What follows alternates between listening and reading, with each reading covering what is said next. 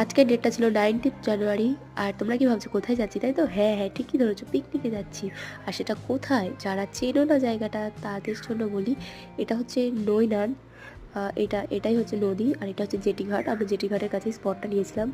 তো তারপরে কোনো দিকে না তাকিয়ে সোজা চলেছিলাম গাইস ফুচকা খেতে, যেটা আমরা সব জায়গায় গেলেই করি।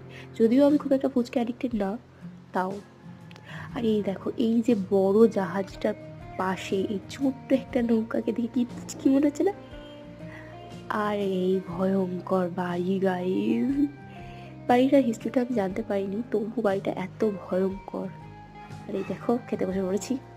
কি কি খেয়েছি সেটা দেখেই নাও, আর বললাম না। তো আমার একটা পার্সোনাল ওপিনিয়ন তোমাদের জন্য, যে যদি নৈনানে আসো তাহলে অবশ্যই আগে থেকে পিকনিক স্পট ঠিক করে আসো, বুক করে আসো।